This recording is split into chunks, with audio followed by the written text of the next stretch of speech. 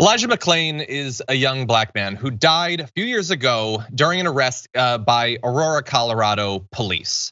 And we now find out from a new report why he died and how needless it was. He apparently died because the paramedics who were treating him against his will gave him a lethal dose of ketamine. We're gonna give you all of the results. This started back August 24th, 2019. McClain was tackled by some police officers as he made his way home. The officers were responding to a 911 call about a suspicious man walking through the neighborhood wearing a ski mask. McClain, an anemic who wore the ski mask to keep himself warm, was handcuffed and restrained with a chokehold. Despite his apologetic cries and pleas to just let him go, the officers continued to assault him. McClain is heard on body cam footage saying, "I was just going home. I'm just different.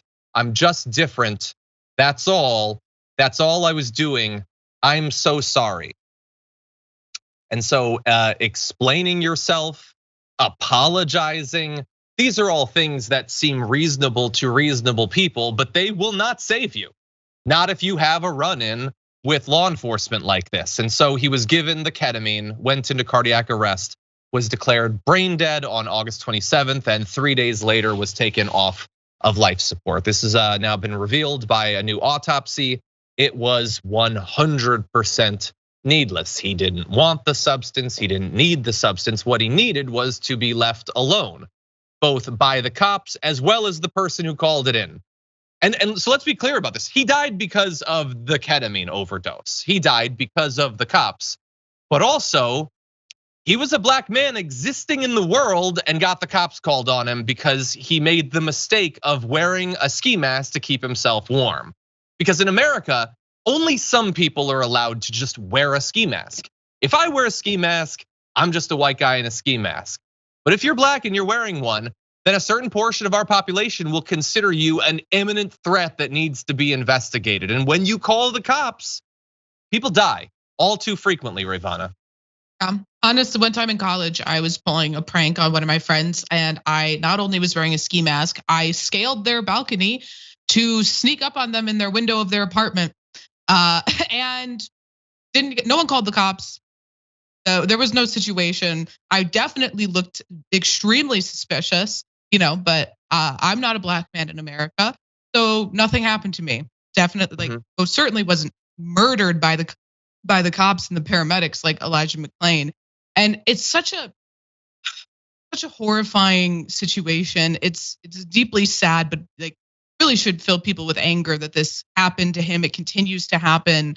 And I'm glad that there was finally an autopsy that revealed that he was murdered, and we can call it that. He was murdered by the cops and the paramedics. And some responsibility, honestly, I think is also on the person who called the cops to this person who wasn't doing anything illegal. I mean, he genuinely didn't do anything wrong. He died viciously just apologizing to the cops who were attacking him. Kept saying, "I'm sorry, I'm sorry." He did nothing wrong and was murdered. And his family can, hopefully sue the police department and get money. But there's this, legal fiction, this idea of making yourself whole, and that's what damages are supposed to do. But I mean, there's no making yourself whole when a loved one has been murdered. There's no repairing that. No amount of money can replace what has been taken from this world. And it's devastating. And the solution to this is to have systemic reform so that this doesn't happen again. So this can be prevented before it happens. And it's just so infuriating to see people still making excuses for the cops and for the paramedics in this situation, and the police departments running cover for them, saying they did everything right, when the only person who did everything right was Elijah McClain, and he was murdered for it. Yeah, he did everything that one can expect him to do. He unfortunately didn't know whatever the secret password is, whatever it is that you can say that will get them to not kill you.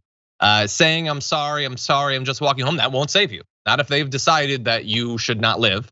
I don't remember the gentleman's name, unfortunately, but there was that video just a couple of days ago of the kid in the car, making heart symbols They thought he had a knife inside a car, and they shot into the car and killed him. How he was supposed to harm them with the knife from inside the car, I don't know, they didn't know, and nothing he could say would convince them that they didn't need to kill him. But how many people just walking home, just sitting in your car, need to die? And the idea, so some reform might come out of this. So supposedly in Colorado, they've got reforms on dosing standards for ketamine. I'd personally prefer that they not be randomly dosing people with a drug that they have no idea what interaction will have with other stuff that might be in their system, but they're supposedly taking it more seriously. But could we decide like on what it is that you're supposed to say to reassure the cops to stop them from being so terrified that they're willing to kill? That would be great, because a reform that we're not gonna get out of this is the right no longer thinking that you should just comply.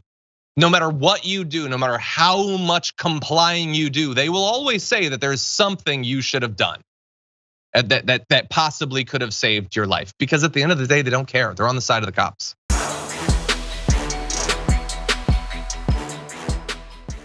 Check out the Damage Report podcast each day, wherever you get your podcasts, whether Pocket Casts or Stitcher or iTunes. You can join me as I give you the news and stories you want, with a range of co-hosts and interview guests jumping in on the fun each day. Again, that's the Damage Report, wherever you get your podcasts. And if you get them at iTunes, don't forget to rate and review. Sometimes I'll read them live on the show.